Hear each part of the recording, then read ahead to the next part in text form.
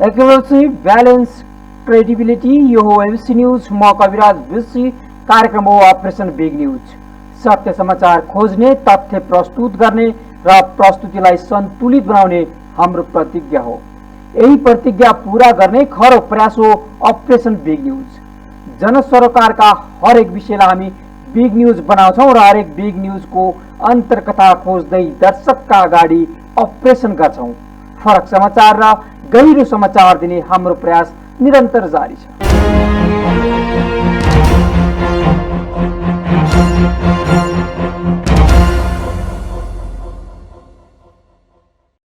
दर्शकवृन्द, 5 वर्ष सरकार सञ्चालनको जनताको म्यान्डेट पाएको सरकारले जनप्रतिनिधिमूलक संसद पटक पटक मृत्युशय्यामा पुर्याउँदै फिर्ता ल्याउने कार्य गरिरहेको छ। केपी शर्मा ओली नेतृत्वको सरकारले पहिलो पटक 2077 पुस 5 गते गरेको प्रतिनिधि सभा विघटन फागुन 11 गते सर्वोच्च अदालतले पुनः स्थापित गरिदिएको थियो। गत पुस 5 गते प्रतिनिधि सभा विघटन भएपछि प्रधानमन्त्री केपी शर्मा ओली सरकारले पुनः जेठ 7 गते दोस्रो पटक प्रतिनिधि सभा विघटन गर्यो। पहिलो पटक पुनः स्थापित प्रतिनिधि सभाले संसदले बिजनेस पाउन सकेन। प्रधानमन्त्री ओलीको राजीनामाको माग चर्को रूपमा भएको बेला सरकारको अविश्वासको प्रस्ताव आएन, तर ओली सरकारले विश्वासको मत दिने निर्णय गर्यो। तर ओली सरकारको पक्षमा 99 मत परेपछि ओली प्रधानमन्त्रीबाट पदमुक्त भएका थिए। तर राष्ट्रपतिले संविधानको धारा 76 को उपधारा 2 बमोजिम बहुमतको सरकार गठनका लागि 3 दिनको समय दिएको थियो। तर विपक्षी गठबन्धनको बहुमत नपुगेपछि संसद विघटित भए पनि एमाले अध्यक्ष केपी शर्मा ओली पुनः प्रधानमन्त्रीमा नियुक्त भए। यसपछि ओली सरकारले पुनः विश्वासको मत दिनुपर्ने थियो, तर विश्वासको मत नलिने निर्णय प्रधानमन्त्री ओलीले गरेका थिए। यसपछि भने राष्ट्रपतिले संविधानको धारा 76 को उपधारा 5 बमोजिम निकै सीमित समयभित्रै नयाँ सरकार गठनका लागि आह्वान गरिन्। यो सँगै सबैभन्दा ठूलो प्रमुख प्रतिपक्ष दलको हैसियतले नेपाली कांग्रेसका सभापति शेरबहादुर देउवा नेतृत्वको गठबन्धनले 149 सांसदको हस्ताक्षर सहित प्रधानमन्त्रीको दावी गरे भने ओली पनि 153 सांसद सहित प्रधानमन्त्रीको दावी पेश गर्न राष्ट्रपति कार्यालय गएका थिए। तर त्यही मध्यरातमा राष्ट्रपतिबाट दुवै पक्षको दावी बदर गर्दै निर्वाचनको मिति घोषणा गरियो। राष्ट्रपतिको निर्णयलाई सर्वोच्च अदालतले असंवैधानिक भन्दै बदर गरिदिएको छ। सँगसँगै निवेदकको माग बमोजिम कांग्रेस सभापति शेरबहादुर देउवालाई प्रधानमन्त्री बनाउन परमादेश समेत जारी गरेको छ। आज हामी सर्वोच्च अदालतले प्रतिनिधि सभा पुनः स्थापित गरेपछिको राजनीतिक दलहरूका बीच भएका राजनीतिक समीकरणका विषयमा केन्द्रित रहनेछौँ कार्यक्रम बिग न्यूजमा।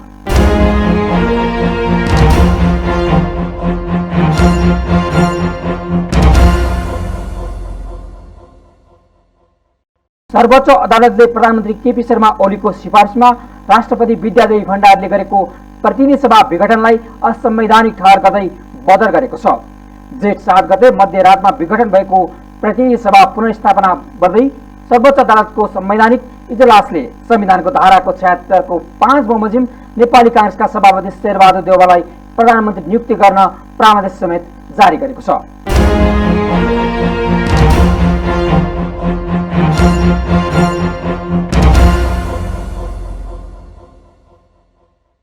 सर्वोच्च अदालतले सोमबार गरेको फैसलामा कांग्रेस सभापति देउवालाई भोलि मंगलबार 29 गते साँझ 5 बजेसम्म प्रधानमन्त्री नियुक्त गर्न भनिएको छ। राष्ट्रपति भण्डारीले दोस्रो पटक जेठ 7 गते मध्यरातमा प्रतिनिधि सभा विघटन गरेकी थिइन्। त्यसअघि प्रधानमन्त्री ओलीले जेठ 7 गते मध्यरातमा मन्त्री परिषदको बैठक राखेर प्रतिनिधि सभा विघटन गर्ने सिफारिश गरी मध्यावधि निर्वाचन घोषणा गरेका थिए। 30 वैशाखमा संविधानको धारा 76(3) बमोजिम प्रतिनिधि सभाको ठूलो दलको नेताको हैसियतमा प्रधानमन्त्री नियुक्त भएका एमाले संसदीय दलका नेता ओलीले 30 दिनभित्र विश्वासको मत लिनुपर्ने संवैधानिक व्यवस्था थियो। तर उनले 76(2) को प्रधानमन्त्री रहिरहन विश्वासको मत लिँदाको परिस्थितिमा भिन्नता नआएको भन्दै फेरि विश्वासको मत लिन संसदमा नजाने भनेर 6 जेठमा 76(5) बमोजिम सरकार गठन प्रक्रिया अघि बढाउन राष्ट्रपति समक्ष सिफारिश गरे। प्रधानमन्त्रीले मार्ग प्रशस्त गरेको भन्दै राष्ट्रपति भण्डारीले 76(5) बमोजिम प्रधानमन्त्री नियुक्तिका लागि विश्वासको मत प्राप्त गर्ने आधार प्रस्तुत गर्न आह्वान गरेकी थिइन्। राष्ट्रपतिले तोकेको समयभित्र नेपाली कांग्रेस संसदीय दलका नेता शेरबहादुर देउवा र एमाले संसदीय दलका नेता ओलीको दावी परेको थियो। देउबाले कांग्रेसका 61, माओवादी केन्द्रका 49, एमालेको माधव कुमार नेपाल र झलनाथ खनाल समूहका 26, जनता समाजवादी पार्टीका उपेन्द्र यादव पक्षका 12 र राष्ट्रिय जनमोर्चाका 1 गरी 149 सांसदको हस्ताक्षर बुझाएका थिए। 21 असारमा सुनवाई सकेर हेर्दै राखेको मुद्दाको फैसलाका लागि सोमबारको मिति तय भएको थियो। प्रधान न्यायाधीश चौलेन्द्र शमशेर राणा, न्यायाधीश दीपक कुमार कार्की, मीरा खड्का, ईश्वर प्रसाद खतिवडा र आनन्द मोहन भट्टराईको संवैधानिक इजलासले असार 9 गतेदेखि शुरू गरेको अन्तिम सुनवाई सबै पक्षको बहसपछि असार 21 गते समाप्त गरेको थियो। निवेदक सरकारी वकिल, प्रधानमन्त्री ओलीका निजी कानून व्यवसायी, सभामुख अग्निप्रसाद सापकोटाका निजी कानून व्यवसायी एमिकस क्युरी हुँदै निवेदकको जवाफी बहस सुनेर इजलासले निसी तोकेको थियो। असार 21 देखि हिजोसम्म संवैधानिक इजलासका न्यायाधीशहरूले मुद्दाको पेशी नलिएरै फैसला तयार गर्ने कार्यमा खटिएका थिए। प्रधान न्यायाधीश राणाले समेत यो अवधिमा आफूलाई पेशी राखेनन्। पक्ष विपक्ष एमिकस क्युरी सहित 82 जनाले यो मुद्दामा आफ्नो तर्क राखेका थिए। बहसका तर्क, तथ्य, पेश भएका नजिर, विदेशी सन्दर्भ सामग्री र बहस नोट न्यायाधीशले अध्ययन गरे। प्रतिनिधि सभा विघटनसँग सम्बन्धित 30 वटा निवेदन सर्वोच्च अदालतमा परे। त्यसमध्ये 26 वटा विघटन विरुद्धका थिए भने 4 वटा केपी शर्मा ओलीलाई प्रधानमन्त्री नियुक्तिको माग गरिएको निवेदन दिए। 26 वटा मध्ये एउटा रिट देउबा सहित 146 जना सांसदको थियो। सांसदहरूले सर्वोच्चमा उपस्थित भएर मुद्दा दर्ता गरेका थिए।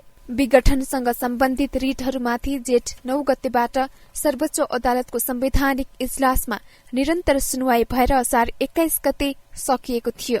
30 वटा मध्ये देउबाको रिटलाई प्राथमिकतामा राखेर सर्वोच्चले मुद्दा फैसला गरेको छ। ऐतिहासिक फैसला सुनाएको छ। जसरी फागुन 11 गते सर्वोच्च अदालतले ऐतिहासिक फैसला सुनाएको थियो, आज पनि सर्वोच्च अदालतले ऐतिहासिक फैसला सुनाएको छ र आज प्रतिनिधि सभा पुनर्वारी भएको छ, पुनर्स्थापना गरेको छ। 2 दिनभित्रमा तपाईँको ठ्याक्कै पाउँछ है, श्रावणको 2 दिनभित्रमा चाहिँ प्रधानमन्त्री पदलाई प्रक्रिया पुर्याइकन नियुक्तिका लागि चाहिँ गर्नु, विश्वासमा जुन उहाँले पुर्याउनु भएको थियो उहाँलाई नियुक्त गर्नु भनियो। 2 दिनभित्रमा प्रधानमन्त्रीलाई शेरबहादुर देउवालाई प्रधानमन्त्री पदमा एउटा संसदीय दलको नेताको रूपमा गरिकन नियुक्त गर्नु र 7 दिनभित्रमा, आजको मितिले 7 दिनभित्रमा संसद आह्वान गर्नु भनिकन फैसला गरेको छ। र जहाँसम्म रह्यो दल त्यागको कुरामा चाहिँ यो दल त्यागमा कारबाही नगर्ने गरी सांसदको अधिकार स्वतन्त्र हुनेछ भनिकन त्यो व्याख्या भए अनुरूप सांसदलाई दल त्याग अनुसार कारबाही नगर्नु भनेर प्रतिशतको आदेश जारी पनि गरिएको छ। र लोकतान्त्रिक मूल्य मान्यताको जगाना गर्ने सवालमा, संविधानवादका सिद्धान्तलाई आत्मसात गर्ने सवालमा सर्वोच्चले गरेको फैसला अत्यन्त उदाहरणीय फैसला छ। आज यो नेपाली जनताको जित हो। सर्वोच्च अदालतले संविधानको धारा 76(5) बमोजिम सरकार गठनको प्रक्रियामा सांसदहरूलाई दलको व्हिप नलाग्ने ठहर गरेको छ। सोमबार संवैधानिक इजलासले फैसला सुनाउँदै धारा 76(5) को प्रधानमन्त्रीले विश्वासको मत लिँदा मत दिने सांसदलाई व्हिप उल्लंघनको कारबाही गर्न नमिल्ने ठहर गरेको छ। सर्वोच्चको फैसला बमोजिम अब देउबालाई समर्थन गर्ने एमाले नेपाल खनाल पक्षका 26 सांसदले संसदमा देउबालाई विश्वासको मत दिन चाहे एमाले संसदीय दलको व्हिप नलाग्ने भएको छ। सर्वोच्चले दोस्रो पटक संसद पुनर्स्थापन गरेपछि प्रधानमन्त्री र सरकार प्रमुखमाथि फेरि एकपटक नैतिक र राजनैतिक प्रश्न तेर्सिएको छ। सर्वोच्च अदालतले 167 पृष्ठको लामो फैसलामा संसद पुनर्स्थापन गर्नुपर्ने कारण सहित संविधानका कतिपय धाराहरूको सविस्तार गरेको छ। सर्वोच्चको फैसलालाई एमालेको ओली पक्षले बाहेक सबै प्रमुख दल र नेताहरूले स्वागत गरेको प्रतिक्रिया दिएका छन्। 2/3 नजिकको कम्युनिष्ट सरकारलाई सत्ता सञ्चालकहरूले जनताले दिएको अधिकार स्थापित गर्न सकेनन्, तर पनि विभिन्न समयमा भएका आन्दोलन र त्यसको उपलब्धिलाई सर्वोच्च अदालतको फैसलाले फेरि संसद पुनर्स्थापित गरी संविधान, संसद र लोकतान्त्रिक शक्तिको विजयका रूपमा स्थापित गरिदिएको छ।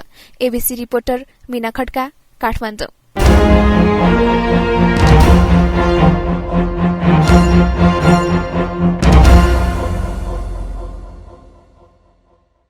सर्वोच्च अदालतले नेपाली कांग्रेसका सभापति शेरबहादुर देउवालाई मंगलबार अपराह्न 5 बजेभित्र प्रधानमन्त्री नियुक्ति गर्न परामर्श जारी गरेको छ। संवैधानिक इजलासले प्रतिनिधि सभा विघटन विरुद्धको रिटमा निवेदक शेरबहादुर देउवाको पक्षमा फैसला सुनाउँदै यस्तो आदेश दिएको हो। सरकारको सिफारिसमा प्रतिनिधि सभा विघटन गर्ने राष्ट्रपतिको निर्णयलाई सर्वोच्च अदालतले बदर गर्दिसँगै अबको राजनीतिक समीकरण कता जाँदैछ?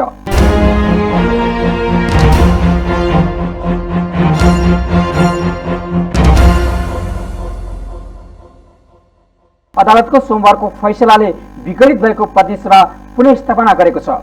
सर्वोच्चले 28 घण्टाभित्र देउवालाई प्रधानमन्त्रीमा नियुक्ति गर्न आदेश समेत जारी गरेको छ। तर संयोगले भनौँ या नियतिले 5औं पटक प्रधानमन्त्री हुने काङ्ग्रेस सभापति देउवाको काँधमा भने अवसरभन्दा पनि चुनौती बढी देखिएका छन्। सर्वोच्च अदालतले संसद विघटनको निर्णय बदल गरेसँगै अबको सरकार कस्तो बन्छ भन्ने चासो बढेको छ। अदालतको आदेशसँगै तत्काल शेरबहादुर देउवा प्रधानमन्त्री बने पनि 1 महिना पछिको अवस्था के होला भन्ने प्रश्न उठ्न थालेको छ।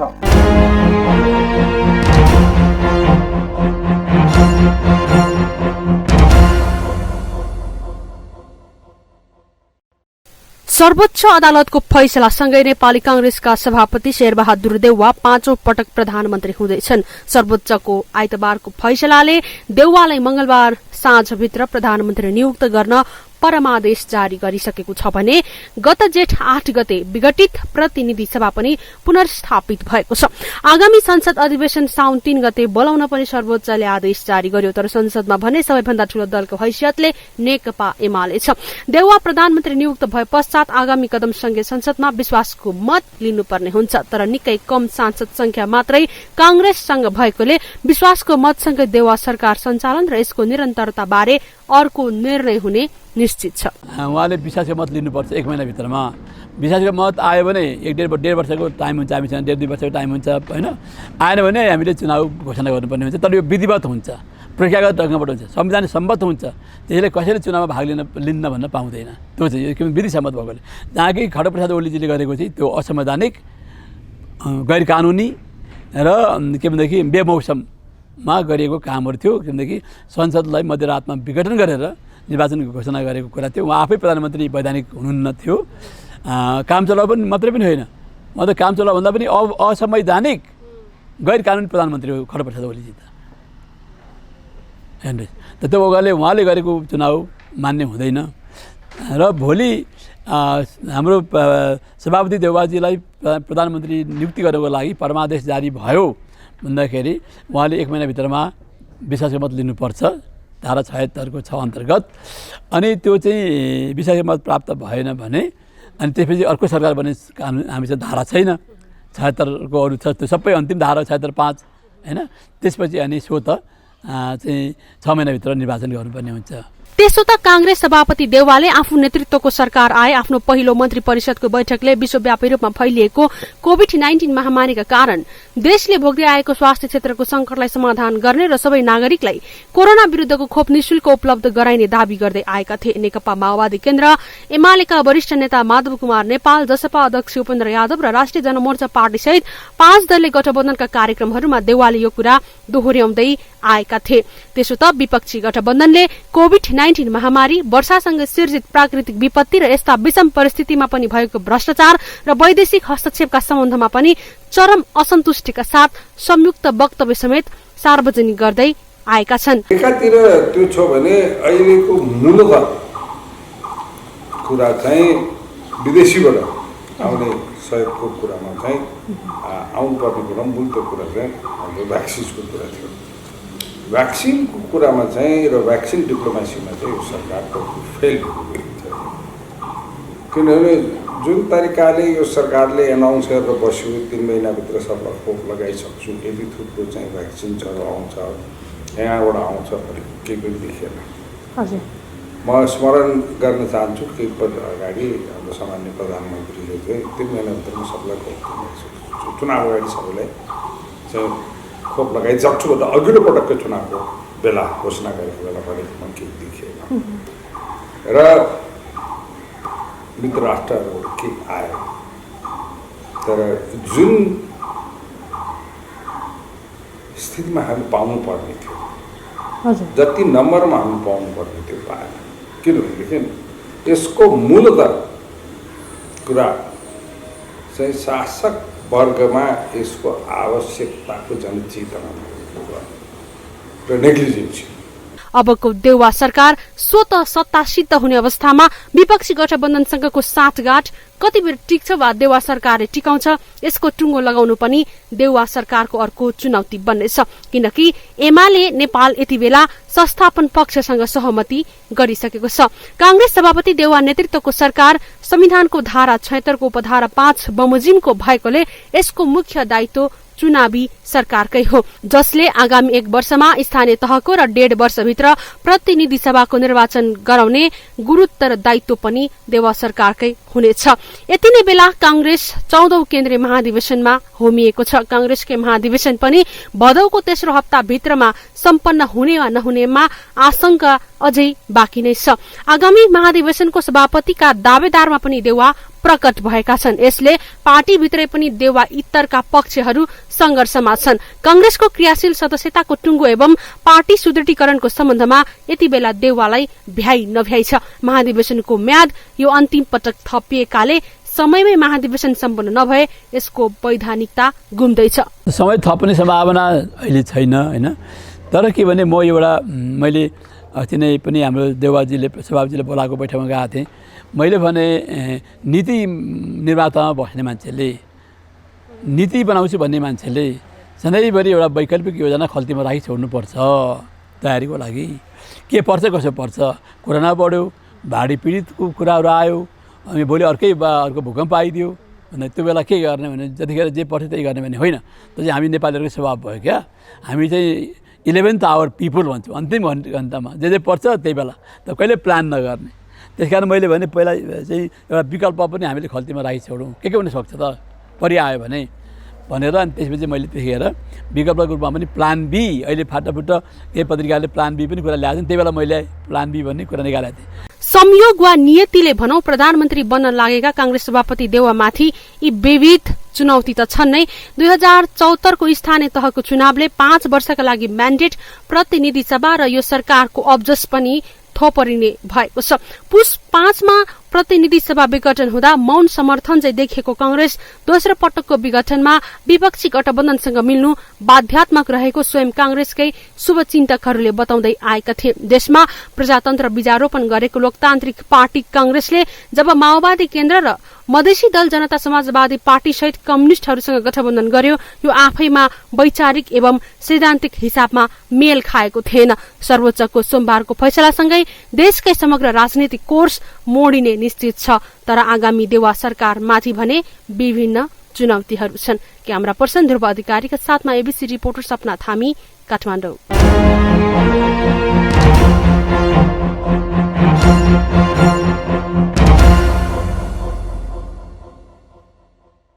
सर्वोच्चको आदेश अनुसार अब राष्ट्रपतिले मंगलबार शेरबहादुर देउवालाई प्रधानमन्त्रीमा नियुक्त गरेपछि 30 दिनभित्र सांसदबाट विश्वासको मत लिनुपर्ने हुन्छ। तर 30 दिनभित्र प्रधानमन्त्रीले विश्वासको मत लिन नसकेको अवस्थामा राष्ट्रपति समक्ष दुईवटा विकल्प अझै रहनेछन्।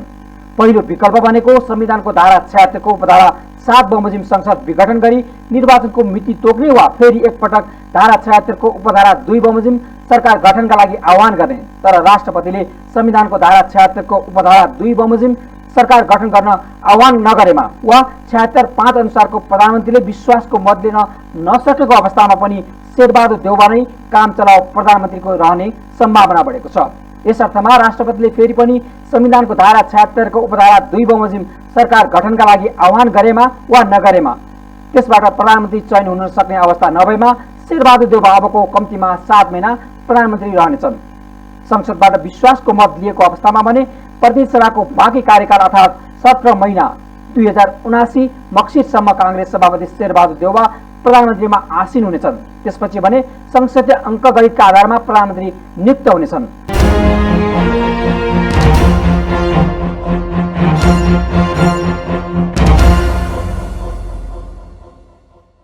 सर्वोच्च अदालतले प्रधानमन्त्री केपी शर्मा ओली र राष्ट्रपति विद्यादेवी भण्डारीले फिर्ता हालेका असंवैधानिक कदम पटक पटक बदर गरिदिएको छ।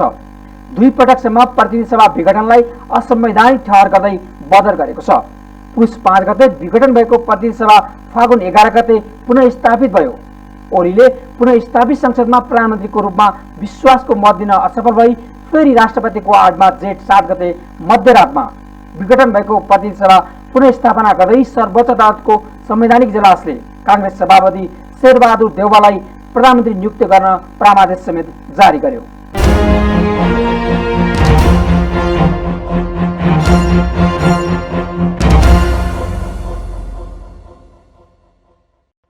प्रधानमन्त्री केपी शर्मा ओलीले पटक पटक आफैलाई प्रधानमन्त्री बनाउने प्रतिनिधि सभाप्रति दुर्नियत र वैरभाव राख्दै विघटन गराए। यसमा उनले गरिमामय र संविधानले एकताको प्रतीक, संविधानको संरक्षक र पालकको रूपमा परिकल्पना गरेको संस्था राष्ट्रपतिलाई समेत विवादको उत्कर्षमा पुर्याइदिए। पहिलो पटक पार्टी भित्रैबाट अल्पमतको घेरामा परेका ओलीकै इच्छामा 2077 पुस 5 मा विघटन भएको प्रतिनिधि सभा विघटन गरे। विघटनको करिब 3 महिना लामो छलफलपछि सर्वोच्च अदालतले ओलीको कदम असंवैधानिक भन्दै सर्वोच्च अदालतले फागुन 11 गते प्रतिनिधि सभा पुनस्थापित गर्यो। पुनस्थापित भएको सभाले समेत खासै काम गर्न सकेन, किनकि ओलीले यो सभालाई कामै नलाग्ने बनाउन चाहन्थे र संसदलाई असफल सिद्ध होस् भन्ने मनसाय थियो, जसको परिमाण स्वरूप सरकारले संसदलाई विन्यासविहीन बनायो। 30 वैशाखमा संविधानको धारा 76(3) बमोजिम प्रतिनिधि सभाको ठूलो दलको नेताको हैसियतमा प्रधानमन्त्री नियुक्त भएका एमाले संसदीय दलका नेता ओलीले 30 दिनभित्र विश्वासको मत लिनुपर्ने संवैधानिक व्यवस्था थियो, तर उनले 76(2) को प्रधानमन्त्री रहिरहन विश्वासको मत लिँदाको परिस्थितिमा भिन्नता नआएको भन्दै फेरि विश्वासको मत लिन संसदमा नजाने भनेर 6 जेठमा 76(5) बमोजिम सरकार गठन प्रक्रिया अघि बढाउन राष्ट्रपति समक्ष सिफारिश गरे। प्रधानमन्त्रीले माग प्रशस्त गरेको भन्दै राष्ट्रपति भण्डारीले 76(5) बमोजिम प्रधानमन्त्री नियुक्तका लागि विश्वासको मत प्राप्त गर्ने आधार प्रस्तुत गर्न आह्वान गरेकी थिइन्। राष्ट्रपतिले तोकेको समयभित्र नेपाली कांग्रेस संसदीय दलका नेता शेरबहादुर देउवा र एमाले संसदीय दलका नेता ओलीको दाबी परेको थियो। संसद चलेको केही दिनमै संसद अन्त्य गरे ओलीले। प्रतिनिधि सभामा 30 दिनभित्र विश्वासको मत लिनुपर्ने भएकाले ओलीले फेरि संसद आह्वान गरे। संसदमा उनी अल्पमतमा परे। स्वयं पार्टी भित्रकै नेपाल खनाल समूहले ओलीलाई मत दिएनन्। अल्पमतमा परे काम चलाउ बनेको ओली ठूलो दलको हैसियतमा प्रधानमन्त्री त बने, तर बहुमत पुर्याउन सकेनन्। फलस्वरूप ओलीले सांसद नै नभएका माओवादीका 7 नेतालाई मन्त्री बनाए। मन्त्री बनेका नेता सांसद नभएकाले सर्वोच्च अदालतले कामकाजमा रोक लगायो। अनेक किचलो र पार्टी भित्रै विवादका बावजुद ओली रुमली रहे। यता राष्ट्रपतिले प्रधानमन्त्रीको दाबीका लागि आह्वान गरिन्। सोही आह्वान बमोजिम प्रमुख प्रतिपक्षी दलका नेता तथा नेपाली कांग्रेसका सभापति शेरबहादुर देउवालाई भावी प्रधानमन्त्रीको रूपमा खड़ा गर्दै नेकपामा माओवादी, नेपाल खनाल पक्ष, जसपाका केही नेता तथा राष्ट्रिय जनमोर्चाका 146 सांसदले सशरीर हस्ताक्षर बुझाई नयाँ प्रधानमन्त्रीका लागि। यता ओली भने सत्ता टिकाउनकै लागि जसपाका नेतालाई सरकारको आधा हिस्सा दिएर मन्त्रीमण्डल विस्तार गरे। सो मन्त्रीमण्डल समेत 13 दिनमै अवैध भएको भन्दै 21 जना पदमुक्त भए। अदालतकै फैसलाबाट अहिले ओलीको साथमा 4 मन्त्रीले 25 मन्त्रालय चलाए। मुलुक कोरोना महामारीको पीड़ामा परिरहेकाले जनस्वास्थ्यविदहरूले समेत 6 महिनाभित्र निर्वाचन हुन नसक्ने बताइरहेका थिए। ओलीले सुरुमा नेकपा भित्रबाटै दबावमा परेको जनाएका थिए भने नेकपालाई एमाले र माओवादी बनाएपछि अदालतले ओली पुनः नेपाल खनालको घेरामा परि नै रहे। निषेधकै राजनीतिका कारण शक्तिशाली सरकारका प्रधानमन्त्री ओलीको विरासत इतिहासमै कहिल्यै माथि नआउने गरी समाप्तिको दिशामा मोडिएको छ। प्रधानमन्त्री धेरैजसो विषयमा कुशल शासक भए पनि उनका सहयोगीकै कारण ओलीको सत्ताच्युत हुनुमा धेरै ठूलो भूमिका रहेको स्पष्ट देखिन्छ। यति मात्र होइन, संवैधानिक राष्ट्रपति समेत प्रधानमन्त्री पथमा अघि बढेकाले राजनीतिक, नैतिक र कानूनी प्रश्न समेत तेर्सिएका छन्, जसले राष्ट्रपतिको गरिमामय पदमाथि नै प्रश्न उठेको छ। एबीसी रिपोर्टर कल्पना सानु भट्टराई, काठमाडौँ।